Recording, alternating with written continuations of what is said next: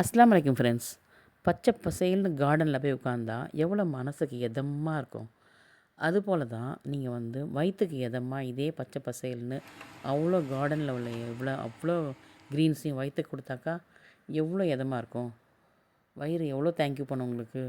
கண்டிப்பாக நீங்கள் உங்கள் குழந்தைங்களுக்கு இதை செஞ்சு கொடுக்கணும். நீங்களும் செஞ்சு சாப்பிடுங்க. ரொம்ப லைட்டாக இருக்கும், சாப்பிட்டாக்கா ஃபில்லிங்காகவும் இருக்கும். வாங்க எப்படி செய்து பார்க்கலாம். ரமலானில் நம்ம நோன்பு கஞ்சி, அதுக்கப்புறம் சிக்கன் கஞ்சி, மட்டன் கஞ்சி, வெள்ளை கஞ்சின்னு தான் பண்ணுவோம். நான் எப்பொழுதுமே பண்ணுறது இந்த க்ரீன் கார்டன் சூப், இது பேர் நான் வச்சுருக்கேன்.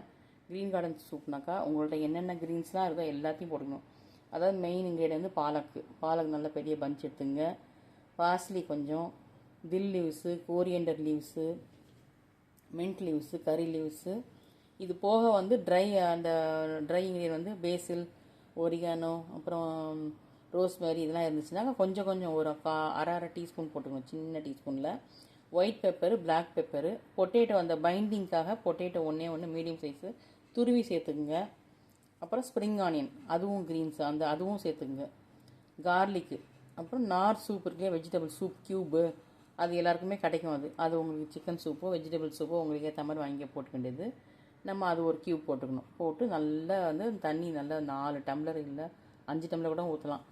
ஊற்றி நம்ம ஃபுல்லாக வேக விட்டுடணும். வேக விட்டுனாக்கா ஒரு 3 விசில் விட்டால் போதும். விட்டு நல்லா பிளெண்டரில் ஒன்றும் பாதியமாக அடிச்சிட்டிங்கன்னா போதும். நான் சொல்லியிருக்க இந்த திங்ஸில் ஏதாவது கிடைக்கலன்னா உங்கள்கிட்ட என்ன இருக்கோ அதை போட்டுக்குங்க.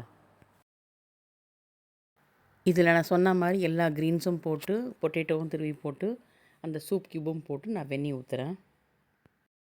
இது ரொம்ப ஹெல்த்தியான சூப்பு. பல வருஷமாக பசங்களுக்கு நாங்களும் இது ரமலானில் கண்டிப்பாக செய்வோம். நீங்கள் கண்டிப்பாக செஞ்சு பாருங்கள். உங்களுக்கு எல்லாமே ரொம்ப சூப்பரான ஹெல்த்தியாக இருக்கும். இது சப்போஸ் உங்களுக்கு திக்னஸ் வேணும் அப்படின்னாக்கா கொஞ்சமாக கார்ன்ஃப்ளவர் மாவு கரைச்சி ஊற்றிங்க. இதுக்கு சின்னதாக தாளிப்பு கொடுத்துடலாம். நல்ல பட்டரில் ஸ்ப்ரிங் ஆனியன் நிறைய போட்டு கொஞ்சமாக இஞ்சி பூண்டு துருனது போட்டு ஸ்மால் ஆனியன் போட்டு நல்லா வதக்கி ஒரு 5-6 போல் போதும். ஸ்மால் ஆனியன் போட்டு வதக்கி அதில் போயிட்டு கலந்துருங்க. அப்போ கொஞ்சம் ஃப்ளேவராக இருக்கும் உங்களுக்கு. இது அப்படியே நீங்கள் இது பிளெண்டரில் பிளெண்ட் பண்ணிங்க. அப்போ தான் எல்லாம் ஒரு சேர வரும். குக்கரில் 3 விசில் வச்சுட்டுருக்கீங்களா, பிளெண்டரில் பிளெண்ட் பண்ணிங்க. இது ஒரு 8 பேர் சாப்பிட்லாம். தண்ணி அதுக்கப்புறமா கன்சிஸ்டன்சி பார்த்து நீங்கள் ஊற்றிக்கிங்க.